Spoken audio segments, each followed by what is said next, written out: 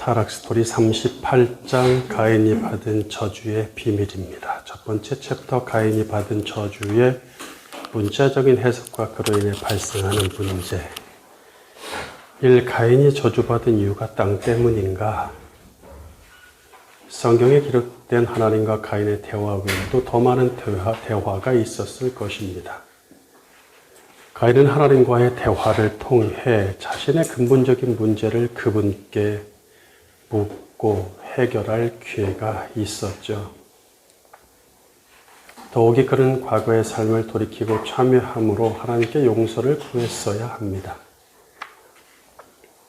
그럼에도 그는 전혀 해결치 않는 악함을 보입니다. 이로써 그는 하나님의 방식과 뜻에 불만을 품고 사탄의 편에 선 악인임을 드러냈죠. 하나님은 그가 흘린 동생 피의 대가로 저주를 내리십니다. 가인이 받은 저주를 해석하는 데 있어서 반드시 고려할 기준이 있습니다. 그것은 가인이 받은 저주는 아담이 받은 형벌보다 비교할 수 없을 정도로 더 강해야 한다는 것입니다.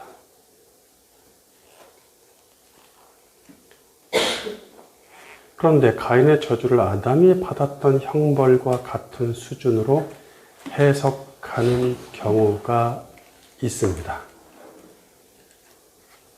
그러니까 가인의 이 오늘 본문의 저주를 가지고 이야기하는 것을 보면 사실 팍팍한 인생, 땅에서 농사져도 그렇게 소출도 안 주고 먹고 살기 힘들고 방황하고 가난하고 이런 얘기들을 하는데 사실 그것이 아담이 범죄한 후에 타락 메시지를 통해서 받았던 아담의 형벌하고 다를 게 뭐가 있어요? 그것은 아담의 형벌 속에도 충분히 들어있잖아요. 그런 식의 내용. 그러니까 이게 별로 구별이 없어요. 아담은 살인한 자는 아니거든요. 하나님의 형상을 살인한 자는 아니거든요. 근데 결국 따지고 보면 별로 그렇게 그가 받은 저주에 대한 해석이 아담의 형벌하고 차이가 없다는 생각이 든다는 얘기죠. 아담이 범죄함으로써 이미 땅과 사이가 멀어졌고 아담아와 사이가 멀어졌고 수고와 고통의 인생이 되었습니다. 그러니까 그것을 재차 확인하는 식으로 가인에게 저주를 내리셨다면 그것은 가인이 한 살인에 대해서는 그냥 그 자리에서 용서하셨다는 얘기밖에 안 되는 거거든요. 그런데 가인은 하나님의 형상으로 지음받은 사람을 죽인 흉악한 죄인이므로 아담에게 내려진 형벌과 같은 수준의 저주를 이야기할 수 없습니다. 가인에게는 아담보다 더 강력한 저주가 내려져야 맞겠죠. 본문 11절 땅이 그 입을 벌려 내 손에서부터 내 아우의 피를 받았은즉 내가 땅에서 저주를 받으리니. 위 구절을 문자적으로 보면 땅이 아벨의 피를 받았기 때문에 가인에게 저주를 내리신다고 하십니다. 땅이 피를 받았으니까. 이로써 땅과 가인의 사이가 매우 멀어진 것으로 보이는 건 맞습니다. 그렇게 보이죠? 자, 땅이 아벨의 피를 받음으로써 가인이 땅을 더럽혔다는 것이죠. 문자로 봐서는 그런 느낌이 들죠. 땅이 가인을 토해내니 그 땅에서 안정되게 정착하지 못하고 평안을 누리지도 못하도록 만든다는 것입니다.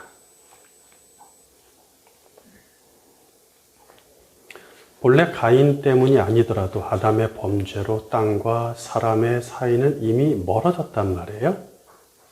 아담 때 이미.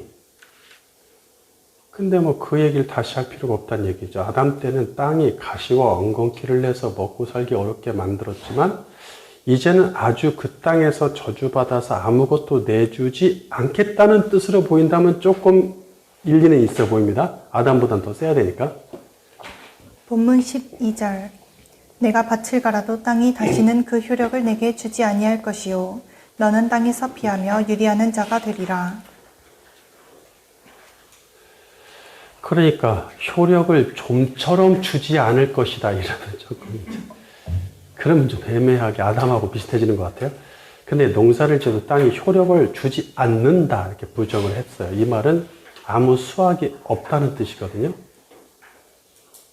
큰 효력을 주지 않는다 이러면 또 얘기 달라져. 그러면 주긴 주는데 좀 작게 준다. 근데 그건 아담에게 내린 형벌하고 차이가 없어지죠. 그렇게 되면. 그래서 아무것도 없다 이렇게 해봤습니다. 원어도 아무것도 주지 않는 거예요. 아담에게는 그나마 가시와 엉겅퀴와 싸우며 농사 지으면 근근히 먹을 것을 얻었단 말이죠. 네가 먹을 것은 땅의 풀인즉 이렇게 나오죠. 있긴 있어. 그래서 가인도 어렵게 얻은 소출로 재물을 드릴 수 있었는데 그래서 가인이 그 소출로 재물을 드렸어요. 뭔가 열매로 아무튼 땅에 있는 것으로. 이제는 아예 아무것도 얻을 수 없다고 하십니다.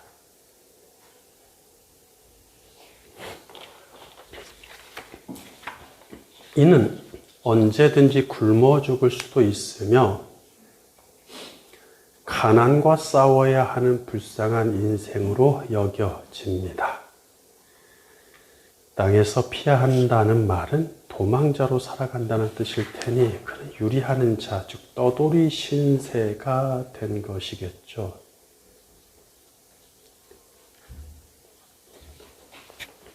인류학에서는 인간이 한 곳에 정착하려면 먼저 농경사회를 형성해야 한다고 말합니다.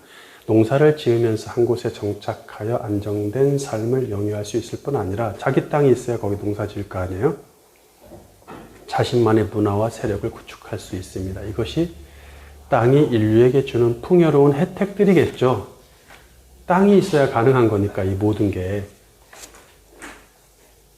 그럼 나무 위에다 집을 짓고 저기 보트피플, 그 동남아에 보면 배 위에서 사는 사람들, 그건 땅하고 관계 없습니까? 다 땅입니다. 땅하고 관계 없는 건 없습니다.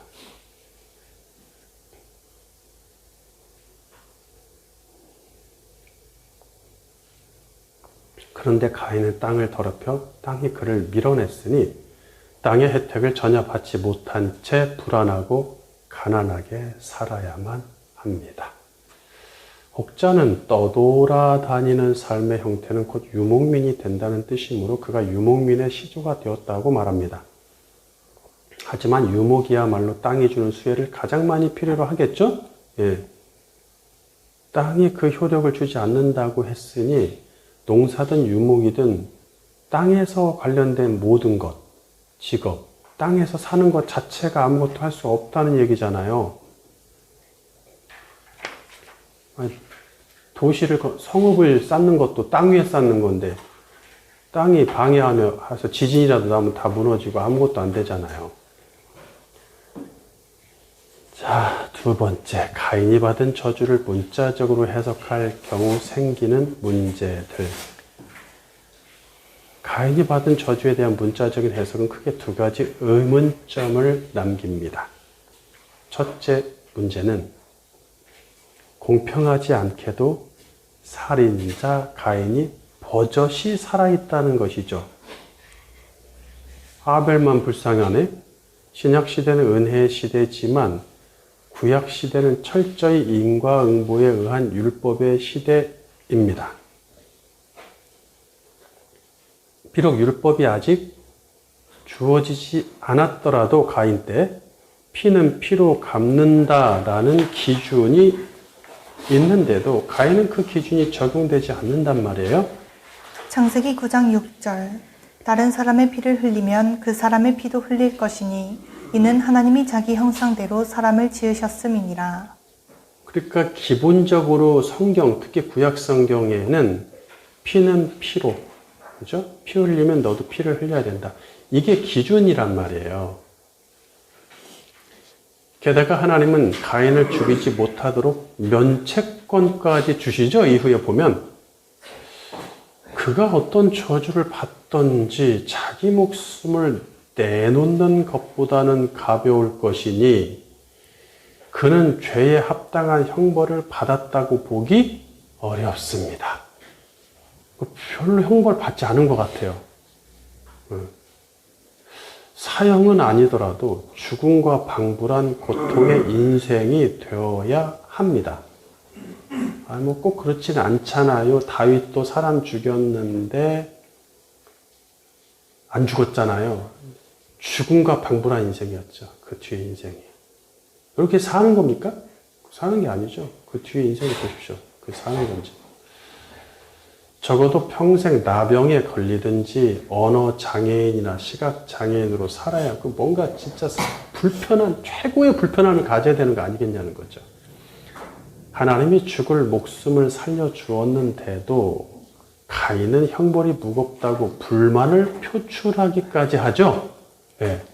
그렇다 보니 해석자들은 이 첫째 문제를 해결하기 위해 또다시 가인 동정론을 거론합니다. 하나님이 가인에게 자비를 베풀어 주셨다는 것이죠. 그런 해석은 하나님의 공의에 큰 흠집을 냅니다. 두 번째 문제는 저주와 상관없이 가인이 한 곳에 정착하여 잘 산다는 것입니다. 그는 땅에서 도망자로 살아야 하는데 아내와 자식까지 얻어 가정을 이루고 안정을 찾을 뿐 아니라 자신의 성읍까지 건설하여 잘 정착합니다. 창세기 4장 16절.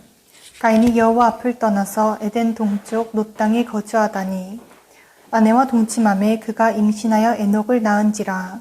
가인이 성을 쌓고 그의 아들의 이름으로 성을 이름하여 에녹이라 하니라. 에녹이 아랏을 낳고 아랏은 무후야일을 낳고 무후야일은 무드사일을 낳고 무드사일은 라멕을 낳았더라.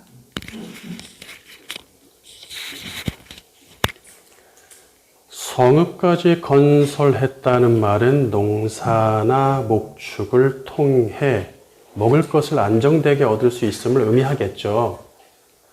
결국 불쌍한 아벨은 죽었는데도 가인과 그의 가문은 에녹성에 정착하여 대대로 잘 살아갑니다.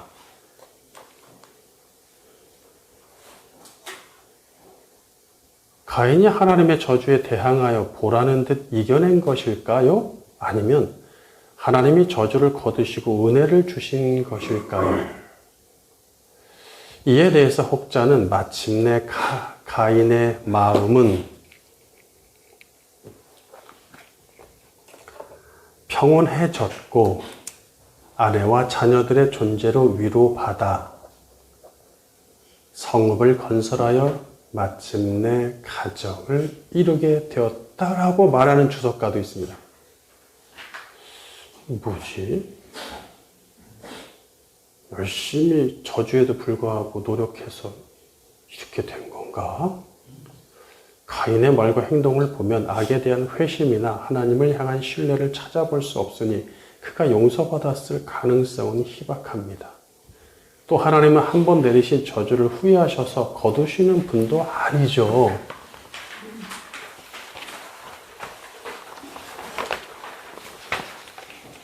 두 번째 챕터, 그 땅으로부터의 저주가 의미하는 것은 11절에 대한 올바른 번역의 시도. 본문의 문자적인 해석이 남기는 두 가지 문제로 인해서 좀 더 깊은 상징적인 의미를 찾아내야겠습니다. 먼저 가인이 받은 저주의 진실을 알기 위해 재번역을 시도할 터인데 한글 성경은 11절을 원인절과 결과절로 번역을 합니다. 본문 11절. 땅이 그 입을 벌려 내 손에서부터 내 아우의 피를 받았은즉 내가 땅에서 저주를 받으리니. 네. 그러니까 받았은즉에서 은즉은 앞절이 뒷절에 근거나 원인임을 나타내는 연결어미입니다. 바른 성경은 받았으니로 해서 은이로 해놨는데 은이나 은즉은 다 연결어미예요. 그러니까 앞절이 뒷절의 근거나 원인이다 이런 얘기죠. 이 연결 어미로 인해서 땅이 피를 받은 것이 원인이죠. 땅이 그 입을 벌려 손에서 피를 받았으니, 그러니까 땅이 피를 받은 것이 원인이 되고, 그 다음에 가인이 저주를, 너는 땅에서 저주를 받는다. 가인이 저주를 받는 것이 결과가 된다는 얘기죠. 그런데 땅이 가인의 손에서 아벨의 피를 받았기 때문에 가인이 저주를 받는다는 말은 좀 난해하지 않습니까? 네가 살인을 했으니, 네가 사랑을 버렸으니, 나를 신뢰하지 않니, 이런 식으로 가야 되는데, 땅이 아벨의 피를 받았으니까 너는 저주받는다. 물론 이제 하나님이 꼭 인과응보를 반드시는 아니더라도, 예를 들어서 아담과 하와가 범죄했는데 저주는 사탄과 뱀과 땅이 받은 것처럼 웬만해서는 사람에게 저주를 내리지 않으신단 말이죠. 그러니까 이제 그런 식으로 보자면 조금 원인과 결과가 달라질 수도 있긴 하지만 그래도 문자적으로 봤을 때 땅 때문에 저주를 받는다 이렇게 느껴진단 말이죠. 그렇다 보니 이 원인절에 해당하는 첫 번째 문장 있죠? 땅이 그 입을 벌려 내 손에서 내 아우의 피를 받았은즉, 이 구절을 이제 가인이 아벨을 죽인 일에 대한 비유적, 은유적 표현이다. 그러니까 네가 아벨의 피를 흘려서 땅의 피를 흘리게 했으니, 즉 살인했으니, 이런 얘기를 좀 더 멋있게 또는 비유적으로 이렇게 표현했다는 것이죠. 땅이 그 입을 벌려 내 손에서부터 내 아우의 피를 받았음즉, 이런 식으로 표현한 것이다. 그렇게 보기 쉽다는 얘기예요. 즉 가인이 아벨을 죽였기 때문에, 한마디로 얘기하면 그거죠. 죽였기 때문에, 피 흘려 죽였기 때문에 가인이 저주를 받는다는 식으로 이해하고 그냥 지나친단 말이에요. 그러면은 여기서 주는 중요한 메시지를 간과하는 것입니다. 그리고 바로 12절로 넘어가게 되는 것이거든요. 근데 12절을 정확히 해석하려면 11절을 명확히 해석해야 됩니다. 이게 안 되면 12절은 넘어가야 아무 의미가 없어요. 아, 이건 시적인 표현이야. 아, 땅이 아우의 피를 받았대. 땅에 의인화시킨 아주 은유적인 표현이야. 한마디로 그냥 피 흘려 죽게 만들었다는 살인을 얘기한 것이겠지 하고 지나가 버리지 말자는 얘기죠. 땅에서 저주를 받으리니에서 뭐뭐에서, 땅에서에서는 원어로 전치사 민인데 민의 뜻이 참 많아요. 근데 여기서 채택할 만한 뜻은 세 가지로 압축이 됩니다. 첫 번째, 무엇보다 더. 비교급이죠. 두 번째, 무엇으로 인해. because of, reason of 이런 거죠. 그 다음에 세 번째는 뭐뭐로부터, 보통 from 얘기하죠. 뭐뭐로부터. 자, 그래서 영어 성경들은 이 세 가지를 채택하는 성경들이 골고루 나옵니다. 네, 밑에 각주를 참고하세요, 학생들. 이를 채택하여 땅보다 더 저주를 받는다. 네가 땅보다 더 저주를 받는다라고 하면 땅도 저주를 받은 거 맞죠? 창세기 3장에 저주받은 거 맞는데 그보다 더 저주를 받는다 그러면 그 받은 저주가 얼마나 큰지를 알려면 땅이 받은 저주를 알아야 되는데 사실 땅은 저주를 받았는데 그리고 결과로 나타나는 현상이 땅이 어떻게 되는 게 아니라 사람이 어떻게 되는 거였거든요. 그 땅에서 살기 좀 어렵다. 이렇게 되는 거지 땅 자체가 갑자기 옥토가 다 모래밭이 된다, 라든지, 그 정도면은 조금 느낌이 오긴 하는데, 그러나 전부 모래밭은 아니고 모래밭도 있지만, 옥토도 많단 말이에요. 원래 창세기 1장에서 만드셨던 육지는 사막이 없었을까요? 근데 저주받아서 사막이 생겼나? 그 부분 좀 생각해 보세요. 나중에 기회가 되시는 분들.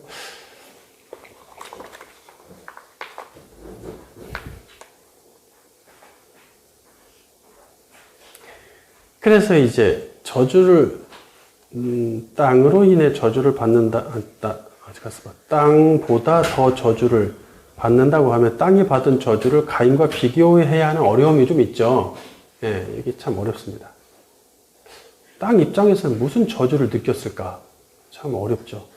두 번째, 2번을 채택하여 땅으로 인해 저주를 받는다고 하면 땅으로 인해 원인이 되겠죠. 이것은 가인의 범죄보다 땅에서 저주의 원인을 찾아야 되는 거예요.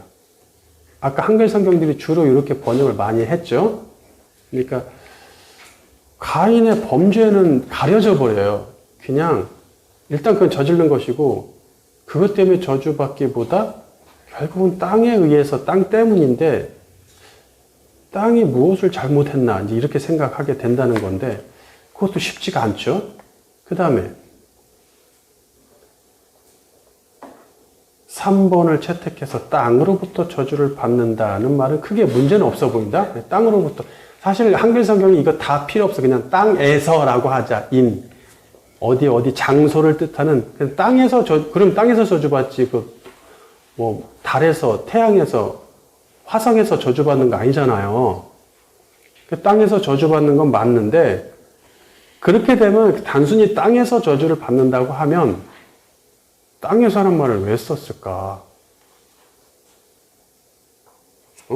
그렇잖아요? 연필 아깝게 이렇게 쓸데없는 말이 된다는 것이죠. 그런데 사실 이게 중요하거든요, 이 말이. 여기 가능성은 다 있어요. 이게 무엇을 해야 될지 너무 어렵습니다. 땅 때문이냐, 땅으로 인해서, 땅으로부터, 땅에 의해서도 가능합니다. by, 의해서도 돼요.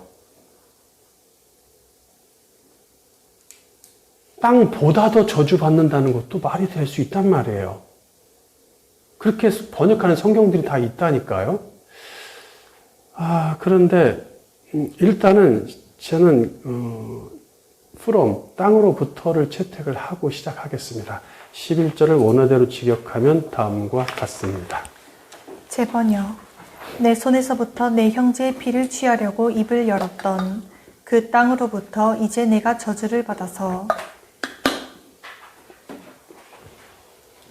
자, 문장이 다 완성되지 않은 듯 하지만 상관없습니다. 원어가 이래요.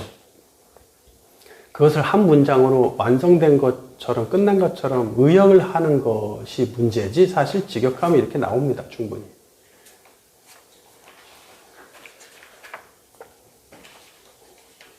이것을 애써 딱 떨어지는 문장으로 이 다로 만들 수는 있어요. 그렇지만 좀 원어를 좀 살려보려고 그렇게 했습니다. 그래야 12절로 자연스럽게 이어질 수도 있으니까요. 자, 원문의 종속절을 이끄는 관계대명사 아쉐르가 있으므로, 그러니까 이 두 문장 사이에 아쉐르가 있어요. 종속절 맨 앞에 아쉐르가 시작된단 말이죠. 뒷문절이 주절이란 말이고, 그래서 앞문장은 아다마가 어떤 땅인지를 설명하는 종속절이 된다는 얘기예요. 그렇죠? 네, 앞문장이 1번, 2번으로 해드려야 되겠다. 앞문장이 종속절, 즉 중심, 핵심, 주절은 뒷문장, 땅에서 네가 저주를 받는다. 땅으로부터. 그게 중심이지만, 주절이지만, 메인. 그렇지만 설명하는 절이, 앞절이 설명하는 절이라는 얘기죠. 앞절이 어떤 땅인지를. 주절에서 가인이 그 땅으로부터 저주를 받았다는 것이 핵심이고, 종속절에서 그 땅에 대해 추가로 설명해 준다는 얘기예요.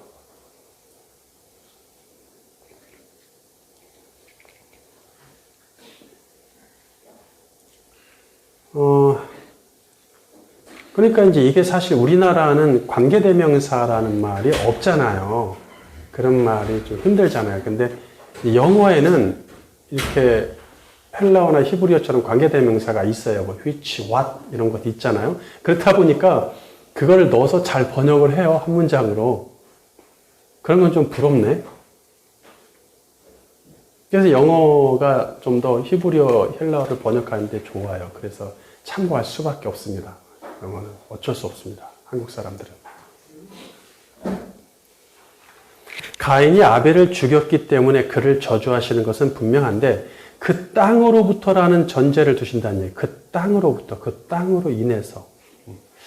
그냥 일반적으로 사람이 밟고 살아갈 땅으로서의 아다마가 아니라 관사, 흙 밟고 사는 그 땅 이런 식으로 해석하는 게 아니라 관사 하를 붙여서 하 아다마, 즉 그 땅이라고 칭하신다. 제가 따옴표 그 땅이라고 계속 쓸 거예요. 왜냐하면 이후로 계속 그 땅이 화두가 됩니다. 계속해서 그 땅이. 근데 하 아다마입니다. 일반적으로 아다마를 많이 쓰지만 하 아다마를 쓰는 경우에는 좀 집중할 필요가 있겠죠. 여기서 그 땅이라 함은 창세기 3장 17절에서 사탄과 함께 저주받았던 그 땅이겠죠. 예. 당시 아담의 범죄로 사탄과 땅이 함께 저주를 받아서 둘은 한 통속이 되었습니다. 가인은 사탄 편에서 살아가는 길을 선택했기에 아무리 저주받은 땅에서 살지라도 사탄이 주는 자원이 있었습니다. 그런데 그 땅으로부터 저주를 받는다는 의미가 무엇일까요? 이에 대해 보통 그 땅 밖으로 내쳐지는 저주를 해석하거나, 그러니까 아까 미 있죠, 미. 전치사 미를 out of, 뭐뭐 밖으로 내쳐지는 느낌으로 해석을 하기도 한단 말이에요. 그렇게 번역할 수도 있겠죠. 그 땅과 멀어졌기에 땅이 수확물을 주지 않는다거나 방랑자가 된다고 해석한다는 얘기예요. 하지만 후에 가인이 성읍을 건설하고 잘 사는 모습을 볼 때 이런 해석도 합당하지 않죠. 네. 이것도 받아들이기 어려워진단 말이에요. 그 땅의 정체, 2번 그 땅의 정체. 우리는 민, 하다마, 즉 그 땅으로부터가 의미하는 바를 자세히 알아야겠습니다. 이것을 알려면 먼저 그 땅의 정체를 알아야 합니다. 하나님은 그 땅의 정체에 대한 힌트를 주시려고, 그 땅의 정체에 대한 힌트를 주시려고 종속절을 통해 설명을 추가하신 거예요.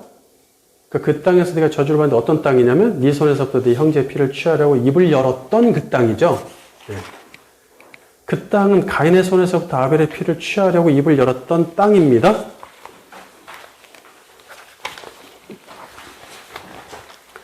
땅이 입을 열었다는 의인화된 표현은 마치 피를 받아 마시기 위해 살아있는 무시무시한 어떤 괴물 땅처럼 느껴지죠. 피를 받아 먹으려고 뭐 그런다는 느낌. 취하려고는 원어로 락흐인데 취하다, 받아 넣다, 움켜쥐다란 뜻입니다. 가인의 손에서부터라고 할 때 손 앞에 뭐뭐로부터를 뜻하는 전치사 미가 여기도 붙었단 말이에요. 그래서 이 라카흐와 미의 조합은 누군가 무엇을 주었기 때문에 받았다는 수동적인 의미를 능가하는 뜻을 갖는다는 얘기예요. 단순히 그냥 주니까 받았다가 아니라 뭐뭐로부터 취해서 받아 넣는다. 라카흐와 미의 조합이 그런 뜻이다. 가인이 아벨을 죽일 때 땅에 피를 흘렸기에 어쩔 수 없이 흘린 피를 흘리니까 땅이 힘이 있어 그냥 받아야지. 그런 수동적인 뉘앙스가 아니란 얘기예요. 명확히 땅이 주체가 되어 가인의 손으로부터 피를 받아 취했다고 말씀하십니다. 즉 그 땅이 능동적으로 의도해서 기다렸다는 듯 가인의 손에서부터 피를 받아 넣었다는 뉘앙스를 줍니다. 따라서 그 땅은 우리가 밟고 살아가는 흙으로 이루어진 땅을 초월하는 존재겠죠. 원어에는 종속절의 주체가 원어에 보면요. 3인칭 여성 단수 인칭 대명사로 되어 있어요. 그녀, 직역하면 그녀.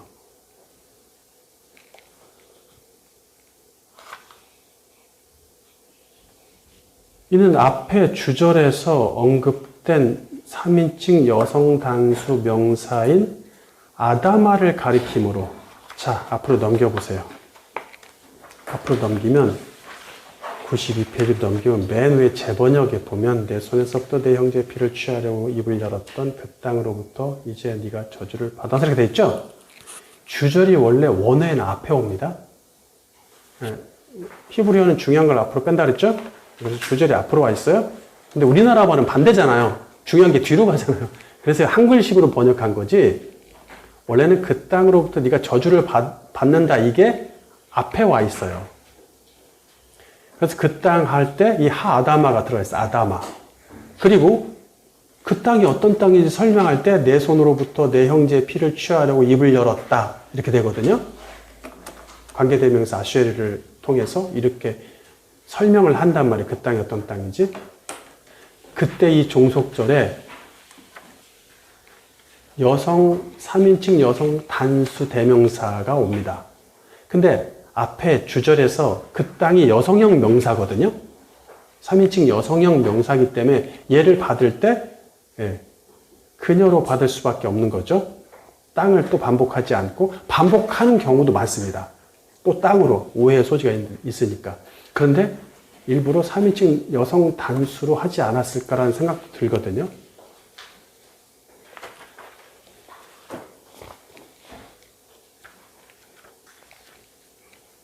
그렇다 보니까 한글 성경이 그녀라고 얘기하기가 좀 그렇잖아요. 그 땅으로부터 이제 네가 저주를 받았은즉 내 손에서부터 내 형제의 피를 취하려고 입을 열었던 이것을, 네 손에서부터 네 형제를 피하려고 그녀가 입을 열었던, 그녀 이런 식으로 하기가 좀 어렵잖아요. 갑자기 그녀가 왜 입을 열어? 땅인데 그녀가 입을 열어서 피를 받았어? 그래서 네가 저주를 받는다, 이렇게 하기가 그러니까 이제 그녀를 땅으로 다 의역을 해놨죠. 받을 수 있으니까, 땅이 그거니까. 하지만 영어 성경은 땅이 무생물이므로 두 가지로 나뉩니다. 하나는 이트로 받을 수 있어요. 이트는 3인칭이고 여성 남성 상관없기 때문에 이트로 번역하거나, 또 그냥 직역을 해서 그녀로 직역하는 경우로 나뉜단 말이에요. 영어 성경은.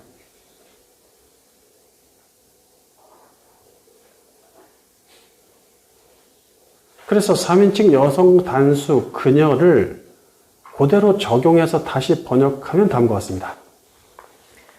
재번역 두 번째. 이제 너는 그 땅으로부터 저주를 받으리니 이는 그녀가 내 손에서부터 내 형제의 피를 취하려고 그녀의 입을 열었다. 자, 주절 종속절을 바꿔봤어요. 바꿔봤습니다. 가능하니까. 원래 주절이 히브리어는 앞에 와 있습니다.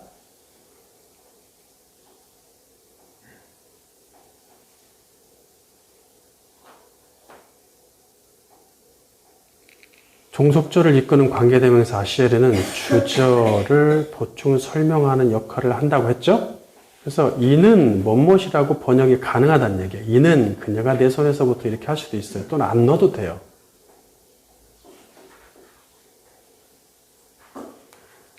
저 직역하면 이제 너는 그 땅으로부터 저주를 받아서 그녀가 네 손에서부터 내 형제의 피를 취하려 그녀의 입을 열었다. 이렇게 돼도 되거든요. 메모해놓고 나중에 한번 읽어보세요. 이제 너는 그 땅으로부터 저주를 받아서 그녀가 내 손으로부터 내 형제의 피를 취하려고 그녀의 입을 열었다가 되거든요.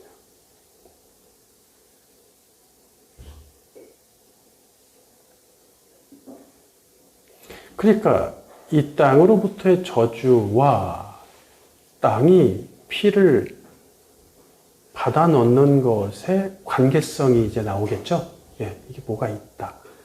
최초의 의인이 피를 흘리자 땅은 기다렸다는 듯 의인의 피를 가인의 손에서 받아 넣습니다. 이런 분위기라면 가인과 땅이 같은 편으로 연합해서 의인의 피를 얻어냈다고 보기에 충분합니다.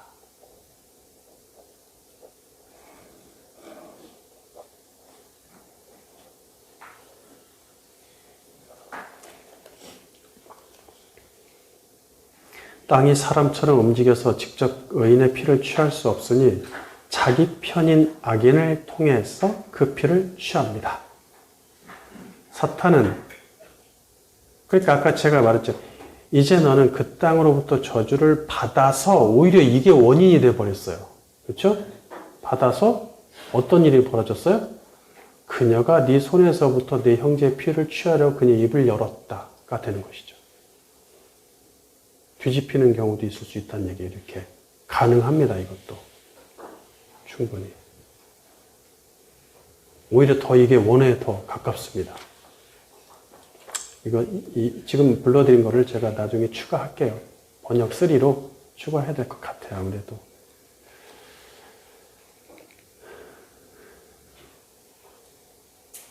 사탄은 계속해서 자기 땅에 사는 의인을 공격할 것이며 그 공격으로 인해 흘린 의인의 피를 땅에 저축할 것입니다. 야, 이게 얘기가 좀 심각해지죠? 이제 그 땅의 정체가 점점 보이기 시작하니 그 땅은 사탄과 결속된 존재로서 그의 나라, 그의 제국, 이 세상입니다. 요한계시록에는 음녀가 의인들의 피를 마셔 취했다는 상징적인 표현이 등장하죠. 계시록 17장 1절. 또 7대접을 가진 7천사 중 하나가 와서 내게 말하여 이르되 이리로 오라. 많은 물 위에 앉은 큰 음녀가 받을 심판을 내게 보이리라. 5절. 그의 이마에 이름이 기록되었으니 비밀이라. 큰 바벨론이라. 땅의 음녀들과 가증한 것들의 어미라 하였더라. 또 내가 보매 이 여자가 성도들의 피와 예수의 증인들의 피에 취한지라. 내가 그 여자를 보고 놀랍게 여기고 크게 놀랍게 여기니. 18절. 또 내가 본 그 여자는 땅의 왕들을 다스리는 큰 성이라 하더라. 자, 사도 요한은 환상 중에 이 여자가 성도들의 피와 예수의 증인들의 피에 취한 모습을 목격하고 전혀 상상하지 못했다는 듯 크게 놀라고 놀랍니다. 와, 근데 사실 저거였구나 하겠죠. 요한 입장에서. 왜? 요한이 맨 마지막까지 살았죠? 일이 98년 정도에 죽은 것으로 예상이 되는데 맨 마지막까지 장수를 했어요. 그런데 그가 뭘 봤죠? 예수님을 비롯해서 예수님 돌아가실 때 있었죠? 네. 자기 가족 같은 사도들이 다 죽는 걸 봤죠. 그것도 박해를 통해서 피 흘려 죽는 걸 봤습니다. 근데 그게 쉽지 않죠. 그걸 받아들인다는 게 제자들이. 그 피였구나. 그래서 끝까지 살아남아서 마지막에 이것을 보는 것입니다. 깨달은 것이죠. 놀랍긴 했지만 그 놀라움이 몰라서 놀라운 게 아니라 깨달음의 놀라움이겠죠.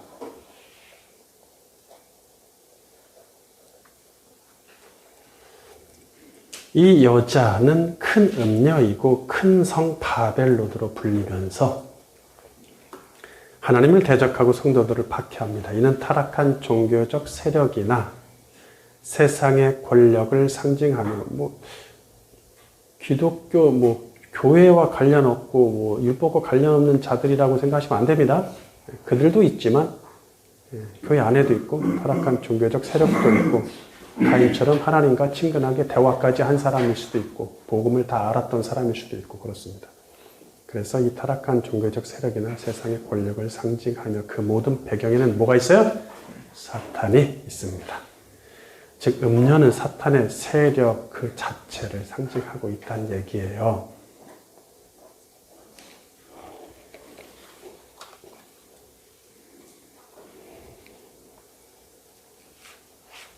음녀가 피에 취해 있다는 것은 그가 수많은 그리스도인과 하나님의 백성을 박해하고 죽였음을 말해 줍니다. 이 음녀인 바벨론 안에서 선지자와 성도의 피가 발견되었으니 그가 심판받을 정당성은 충분합니다. 그러므로 아벨의 피를 취했던 그 땅은 사탄의 본질과 본체인 음녀이자 바벨론이다. 가인은 음녀의 편에서 그녀가 원하는 대로 살았고 결국 그녀가 가장 원하는 의인의 피를 흘려서 넘겨주었습니다.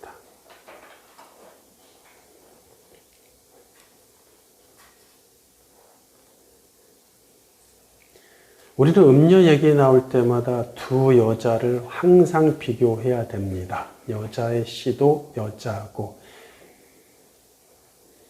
그 다음에 하나님의 택한 백성도 여자고 예수 그리스도의 사람도 여자고 여기 음녀도 여자고 이렇게 되는 이유를 아셔야 되는 거예요. 비교하면서. 이 하나님은 가인에게 민 하아다마 즉 그 땅으로 인해 그 땅으로부터 저주하시니 가인 사탄 땅은 저주받은 한 통속이자 저주의 3인방이 됩니다. 이렇게 많은 해석들이 이 저주 오늘 본문의 11, 12절을 가지고 이 땅과 가인이 멀어졌다. 땅이 내침받아서 멀어졌다는 식으로 하는데 사실 이게 한 통속이 된 거예요. 그걸 아셔야 돼요. 여전히 더 꽉 결속된 것이죠. 이 영의 눈을 보고 바라봐야 되는 것이죠. 우리는 이것을.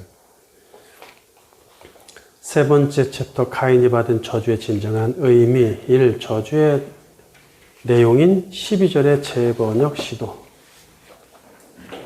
하나님은 이어서 저주의 내용을 상세히 언급하십니다. 보통 12절을 두 개의 문장으로 번역함으로써 저주의 내용을 두 가지로 보게 됩니다. 하나는 밭을 갈아도 효력을 주지 않는다는 것이고 또 하나는 땅에서 피하며 유리하는 자가 된다는 것이겠죠.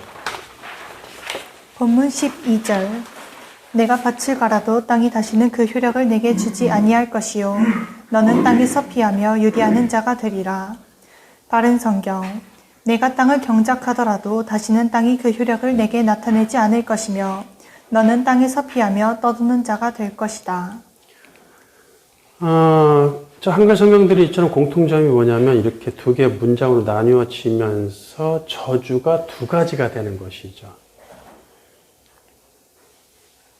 물론 두 가지로 해석을 해도 뭐 크게 무리되지는 않습니다. 하지만 우리가 좀 더 깊이 들어가려면 원어대로 나가야 된다는 얘기죠.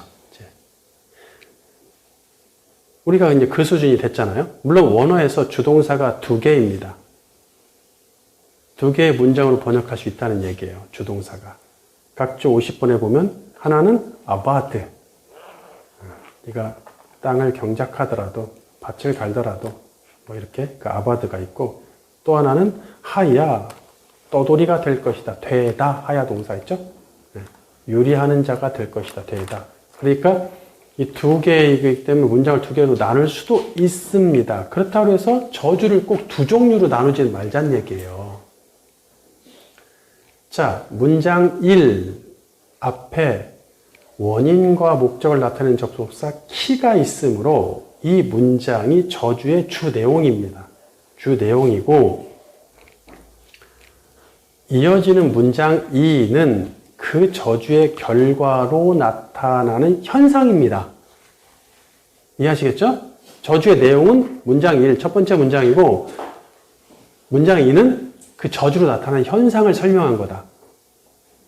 저주는 결국 하나입니다. 하나. 저주는 하나예요. 하나면 충분해요. 네, 뭐 10개, 20개 있을 필요도 없어. 하나면 충분합니다. 저주는 하나면 충분합니다.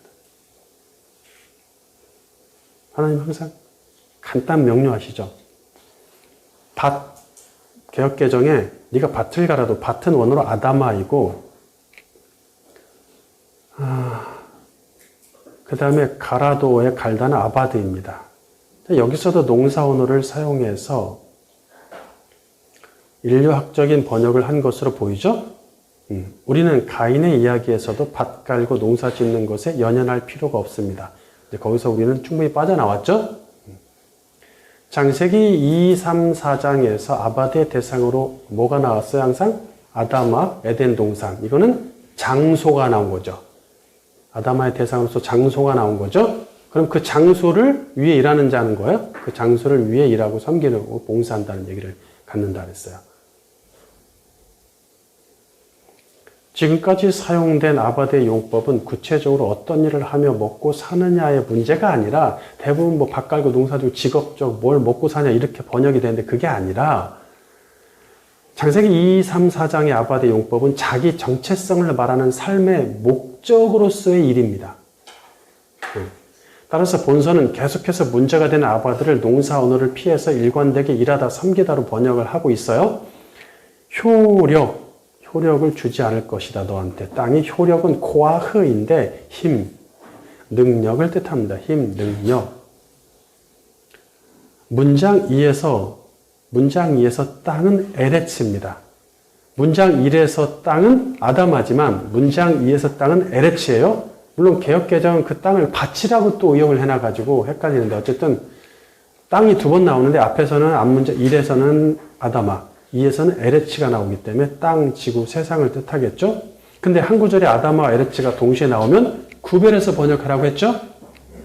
그리고 여기서는 앞에서는 땅이니까 흙을 원료로 하고 있는 그 땅이지만 뒤에서는 에레츠는 땅이라고 하면 안 되겠죠. 세상이라고 해야 되겠죠. 세상. 또는 영어 성경에 지구라는 말이 땅, 세상이라는 뜻을 갖고도 있으니까 영어에서 the earth. 자, 피하며 유리하는 자가 된다. 피하다. 이거는 누아인데 떨다, 흔들리다, 비틀거리다는 뜻입니다. 또 유리하다는 비슷한 말인데 달라요. 누드인데 이거는 현상 그러니까 앞에 거는 현상이지만 뒤에 거는 약간 행동까지 가는 거니까 이리저리 움직이는 거. 그러니까 누아는 고정되지 못한 어떤 현상을 얘기하는 거니까 상태를 얘기하는 거고 흔들리는 상태. 누드는 그렇게 해서 움직여 버리는 거 아예. 조금 다르죠? 비슷하지만. 근데 이 두 가지를 같이 쓰는 이유가 있겠죠, 뭐. 그래서 누드는 이리저리 움직이다, 방랑하다, 방황하다란 뜻입니다.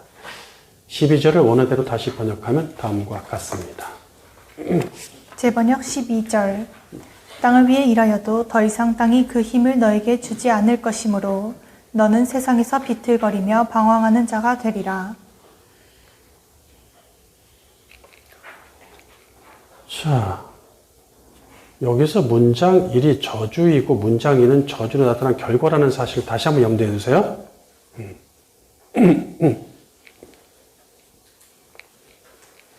두 번째, 사탄의 땅에서 영의 힘을 얻지 못하여 방랑자가 되다. 이미 창세기 3장 23절에서 아담은 에덴에서 쫓겨나서 저주받은 그 땅을 위해 일하는 자가 됐죠? 즉, 사탄의 땅에서 사탄의 영향력을 받으면서 살아야 할 운명으로 전락한 상태입니다. 물론 아벨을 비롯한 의인들은 사탄과 그 땅을 위해 일하지 않죠. 예. 여자의 씨를 믿는 하나님 신뢰했던 자들의 삶은 달랐어요. 반면 가인은 사탄에게 속하여 그 땅을 위해 일하는 자가 되었습니다. 그런데 그 땅을 위해 일을 해도 더 이상 그 땅에 힘을 주지 않는다고 하십니다. 이에 대해서 해석자들이 대부분 농사의 결실을 주지 않는다고 말하기도 합니다. 땅의 힘으로 사는 방식은 농사와 목축일 것인데 대표적으로 이것을 하지 못한다면 할 수 있는 게 뭐가 있을까요? 강도짓이겠죠. 남의 것을 빼앗는 강도로 사는 수밖에 없습니다. 근데 지금 세상에 그러니까 농사를 져도 그 땅에서 결실을 전혀 없다는 거니까 이거 아예 없다. 가시와 엉겅퀴를 나서 좀 힘들지만 있다가 아니라 없는 거예요. 지금은 조금 있다 이렇게 뭐 번역하면 안 된다는 얘기예요. 그렇게 해석하면 아담하고 형과랑 구별이 안 된다 그랬어요. 그러면은, 이거 땅에서 아무것도 얻을 수 없으면 할 수 있는 게, 땅으로 먹고 살 수 있는 게, 이거 다 빼니까 없네? 뺏어 먹어야지. 근데 지금 세상에 인구가 얼마나 되겠어요? 아담과 하와를 통해서 가인과 아벨, 좀 있으면 셋 생기고, 좀 있으면 또 결혼한다니까 딸도 낳겠죠? 그렇게 나서, 그래봤자 지금 이게 얼마나 되겠어요, 인구가. 지금 상황에서. 그러니까, 그가 강탈할 사람이 많지는 않을 것입니다. 게다가 그들은 모두 아버지 아담에게서 나온 형제와 친인척일 터인데, 핏줄로부터 강탈해서 사는 것이 됩니다. 악이니까 충분히 가능해. 악인은 핏줄로부터도 뺏어 먹어. 에이, 피도 눈물도 없는 놈. 이렇게 해석하고 끝날까요, 그냥? 참. 가능성이 전혀 없진 않을 것 같아요. 일은 있다고 칩시다. 하지만 좀 더 가까운 가능성을 봅시다. 하지만 이런 악한 삶의 경우 사탄의 땅이 힘을 주지 않을 이유가 없겠죠. 그거하고 부딪히는 거예요. 만약에 강탈하는 삶을 살았다. 나중에 이제 악인의 라인의 계열의 7대 라멕을 보면 충분히 그럴만하죠. 거의 그런 수준으로 살인자로 살아가는 거 보니까. 그런데 그런 자들은 땅에서 효력을 주지 않습니까? 주지요. 그 땅은 사탄과 한 통속이 사탄의 세상이니까 사탄이 더 주죠. 그러니까 이게 안 맞아 또. 저주의 결과로 나타난 현상인 문장 2에서 비틀거리며 목적 없이 방황하는 자가 된다고 하십니다. 자, 육적인 비틀거리면 몸에 질병이 생겼나? 어떤 뇌혈관에 문제가 생기거나 하나님 어디를 치셨나? 다리를 치셔서 비틀거리나? 육체적 비틀거림이라고 할 때는 질병이 생겼을 것이고, 또 육체적인 방황이라고 하면 이로 인해서 사실 장애를 가지면 어떻게 돼요? 많이 못 벌죠. 먹고 살기 힘들죠. 그래서 방랑자의 삶을 뜻한다는 것입니다. 하지만 그는 아내를 얻고 자식을 낳으며 성읍까지 건설하니 저주와 상관없이 보입니다. 상관없어 보이죠? 따라서 이 저주의 결과는 영적 비틀거림과 방황으로 봐야 된다는 거예요. 그가 육적인 병을 얻고 육적 비틀거림이었으면 그가 이렇게 지금 살았겠습니까? 떳떳하게? 성을 어떻게 줘? 그러니까 여기서는 그런 방황으로 볼 수가 없다는 얘기예요. 그런 비틀거림으로. 그래서 저주를 육적 저주인 영적 저주로 봐야 된다. 아까 11절에서 음력까지 갔죠? 다 영적인 해석을 해야만이 나오는 거예요. 그렇지만 우리하고는 상관없는 얘기예요. 성경 전체에서 근거가 주지도 못하고 근거가 없고.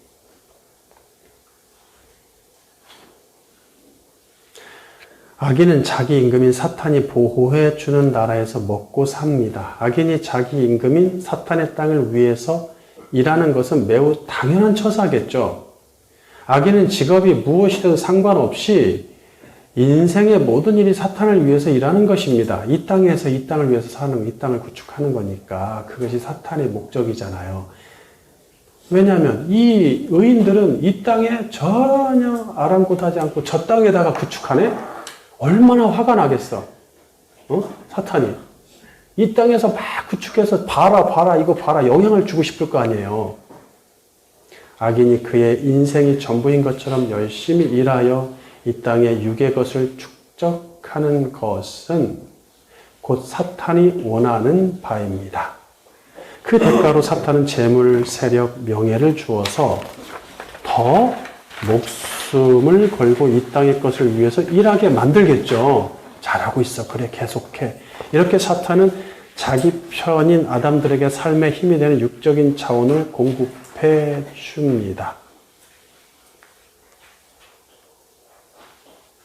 아버지의 용법을 보세요. 이게 인생의 목적과 정체성을 말해준다 그랬죠? 아버지의 대상에 따라 인생의 목적이 나뉘면서 두 가지 일꾼이 이 세상에 존재합니다. 하나는 사탄의 나라를 위해 일하는 일꾼, 또 하나는 하나님의 나라를 위해 일하는 일꾼입니다. 가인은 사탄의 나라를 위해 일하는 일꾼이었겠죠. 열심히 일하면 사탄이 그 힘을 줄 것입니다. 거기에 대한 관련 구절도 충분히 있어요. 다니엘 서야도 있고. 용이 막 힘을 주죠. 권세를 주고. 하지만 그 힘은 육적 힘과 능력이지 영의 힘과 능력이 아닙니다. 그런 사탄이 주는 육의 힘을 받을 터이지만 그렇게 유한한 인생을 살면서 사탄에게 이용당하다가 소멸될 것입니다. 하나님으로부터 오는 영의 힘을 받지 않으면 모두 그렇게 됩니다. 하늘로부터 오는 영의 힘을 받지 않으니 어떤 현상이 벌어집니까? 바로 세상 LH에서 비틀거리며 목적 없이 방황하는 인생으로 전락합니다.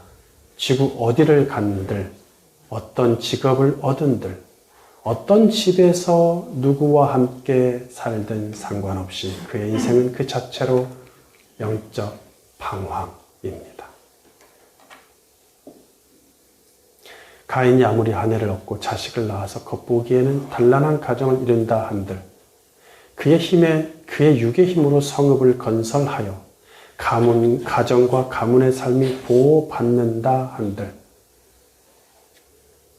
그냥 살면 되지 뭘 또 성을 열심히 쌓아. 돌로 성을 쌓아서 또 어떻게 뭐 하려고? 자기 것 지키려고. 안 뺏기려고 그러겠죠. 보호받고 안전하려고. 보장받으려고.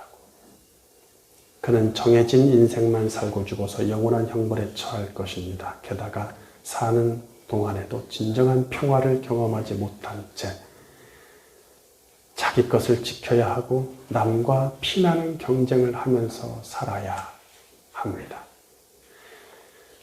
하나님으로부터 영적으로 유기된 자들은 영적인 방황을 피할 수 없습니다. 악인들은 겉으로 보기에는 기름기가 흐르고 강해 보이며 많이 소유해서 안정적으로 보이며 번영하며 살아갑니다. 악인은 잠깐 지나가는 짧은 인생으로 한정되어 있기에 그 인생에서 무슨 목적을 설정하든지 어리석은 목적에 불과합니다. 왜? 없어질 것을 위해서. 목적이 없어질 것이니까. 목표 자체가. 어리석죠. 하나님 보시기에는 아무 목적 없이 방황하는 신세이며 육의 본능대로 살면서 멸망을 향해 가는 인생에 불과합니다. 주석가 카일 델리취는 가인이 받은 저주의 상태를 이렇게 표현합니다. 땅은 그를 토해냈고 땅에서 망하여 방랑자가 되었다. 그러니까 그는 가인이 영적으로 망해서 영적 방랑자가 됨을 염두에 두고 이런 표현을 했을 것입니다. 가인은 살아도 죽은 목숨이고 삶의 의미와 가치가 없는 영적 방랑자로 전락한 것입니다.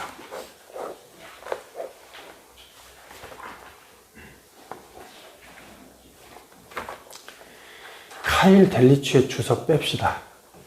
오해의 소지가 있네. 앞뒤 다 빼니까.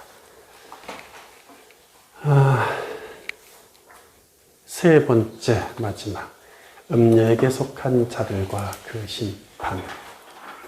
사탄이 악인의 피를 흘리는 것은 그의 중요한 사명일 것입니다. 그렇죠? 하지만 사탄과 그에 속한 자들이 흘렸던 의인의 피에 대해 반드시 그 심판이 있을 것입니다.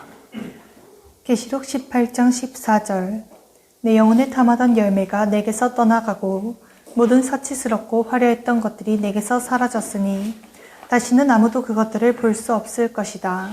바벨론 때문에 부자가 된 상인들이 그 여자의 고통을 무서워하여 멀리 서서 울고 슬퍼하며 말하기를 화로다 화로다. 고운 베옷과 자주색과 붉은색 옷을 입고 금과 보석과 진주로 아름답게 꾸민 큰 성읍아. 그러한 부가 한 시간에 망하였구나 라고 할 것이다. 모든 선장들과 선객들과 선원들과 바다에서 일하는 자들이 멀리 서서 그 불타는 연기를 보고 외쳐 말하기를 이 큰 성읍과 같은 곳이 어디 있겠는가 라고 할 것이다. 24절 선지자들과 성도들과 땅에서 죽임을 당한 모든 자들의 피가 성 안에서 발견되었기 때문이다. 네. 그 성이 무슨 성이에요? 바벨론. 큰 성. 다른 말로 음녀.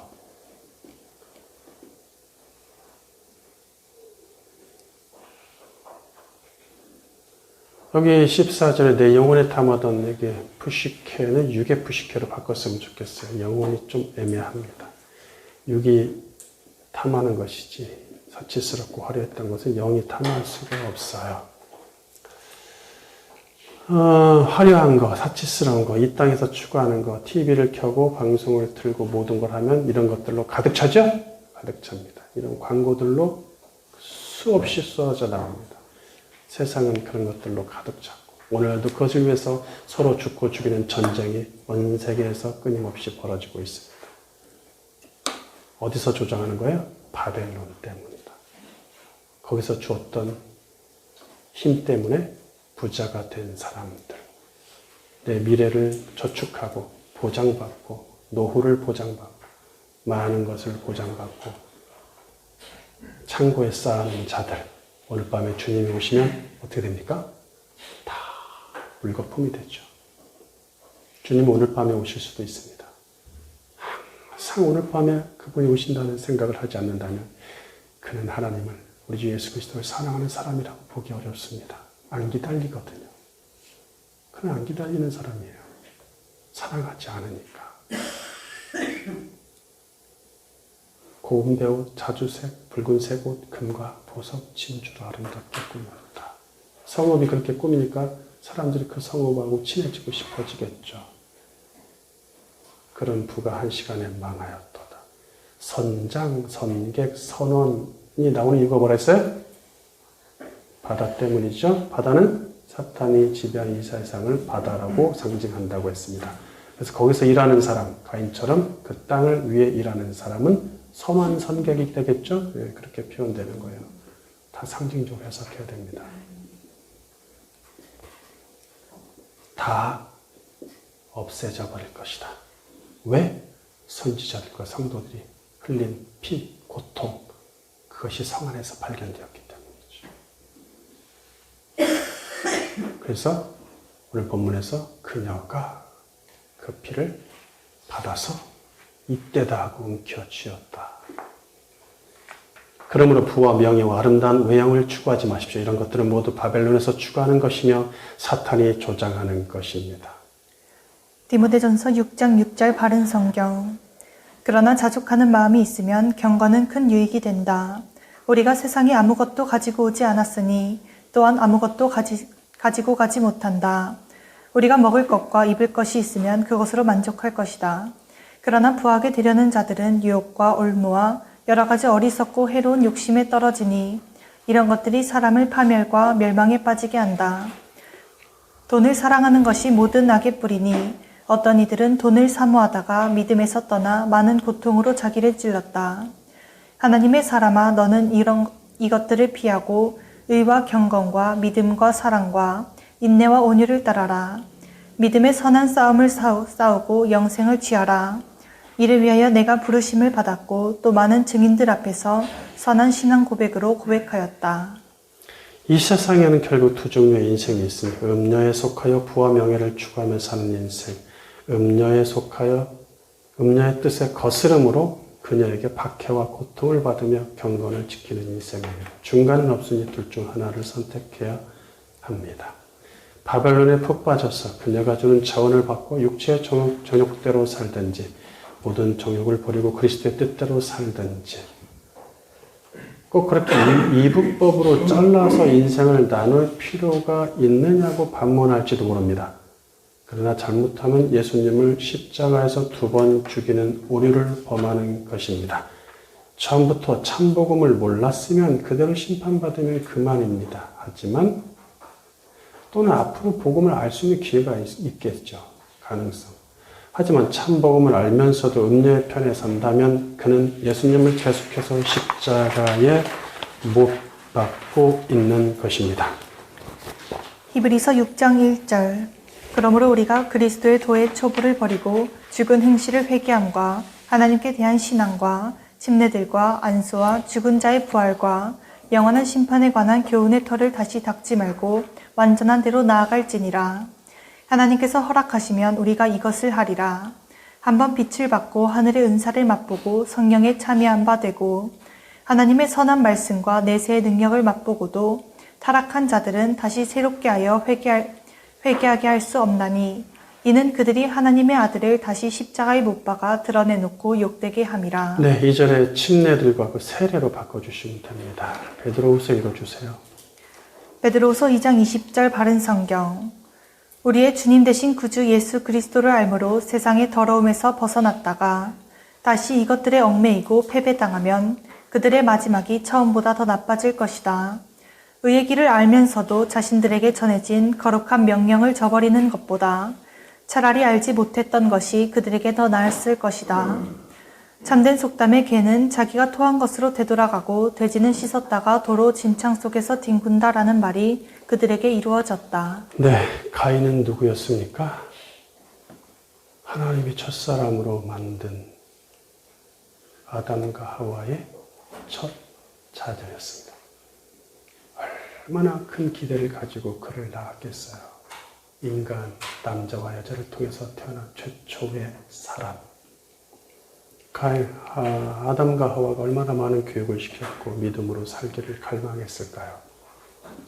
부모가 얼마나 갈망했겠어요. 근데 그 부모의 뜻을 저버리고 부모의 마음에 못을 박죠. 그리고 부모가 낳은 두 번째 아들마저 죽이는. 그가 여자의 씨에 대해서 몰랐습니까? 그 메시지가 무슨 몇 줄이나 된다고 타락 메시지를 못 외우겠어요.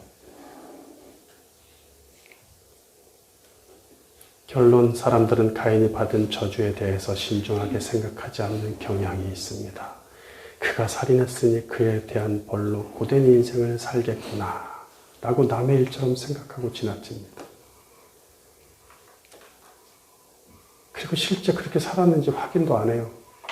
조금만 확인하면 잘 사네? 가정 이루고 성읍 도시까지 건설하네?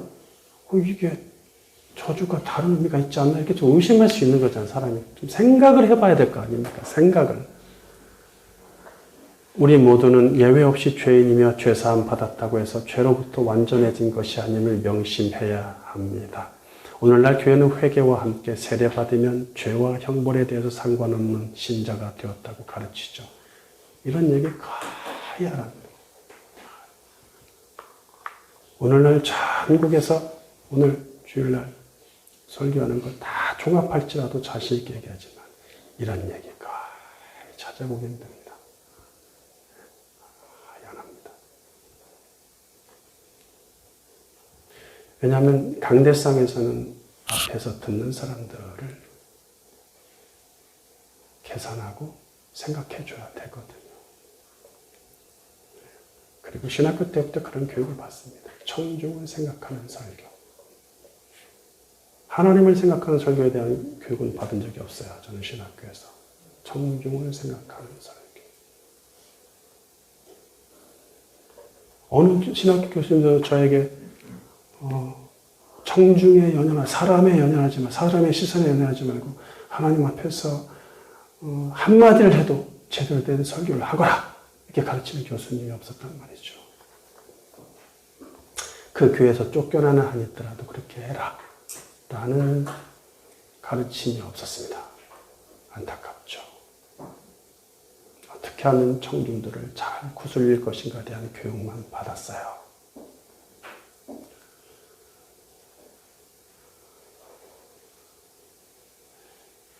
죄와 형벌에 대해서 자세히 심각하게 다루지 않는다면 죄사함과 구원의 가치가 떨어집니다. 죄사함과 구원의 가치를 모르는 교인은 평생 만족하지 못하여 육의 것들을 구하며 살아가겠죠. 우리가 받은 죄사함이 얼마나 큰지를 모르는 거예요. 그러니까 그걸로 부족해요. 안 돼요. 이것도 저것도 이것도 저것도 다 해야 되는 거예요. 다 추구하. 그렇게 또 그래서 그것을 다 추구하는 방법을 가르치고 있습니다. 오늘날 강단에서. 모든 아담들은 그 죄로 인해서 이렇게 영적 방황을 계속하다가 영원히 구원받지 못하고 멸망합니다. 하지만 우리는 죄를 해결한 거룩한 백성이기 때문에 육적인 방황은 있을지라도 영적인 방황은 없습니다. 반면에 하나님의 택함을 받아 예수를 믿게 하시고 죄사함 받아 영생 얻은 자들은 영적으로 방황할 필요가 없다는 얘기예요. 네. 영이 살아있는데 뭘 방황해? 영이 죽어야 방황하는 것이지. 항상 하나님의 불꽃 같은 눈이 함께 하시기 때문에 잠시 방황이 조금 나타나지라도 그것은 언제든지 우리는 바로 고쳐먹을 수 있죠. 예. 그것이 죄사함 받은 자, 우리 안에 계신 그 성령의 능력이죠. 영적인 코어, 그 힘, 그 힘을 위해서 하나님이 아주 우리 안에 들어와 계시는 거예요. 내가 그 힘을 주겠다. 나를 좀 이용해 보렴. 나를 이용해 보렴. 근데 안 이용하면 어떻게 돼요? 근심하시는 것이죠, 내 안에서. 너는 왜 나를 이용하지 않고 세상이 주는, 사탄이 주는 그런 힘을 자꾸 쫓아가고 의지하고 있니? 그분과 함께 사는 삶입니다. 도대체 내 안에 그분이 있는지 없는지 우리는 심각하게 고민해야 되지 않겠습니까? 만약에 있다면 주님과 함께 분명한 삶의 목적을 가지고 그 나라를 위해서 일하는 일꾼이 되시기를 주님의 이름으로 축원합니다.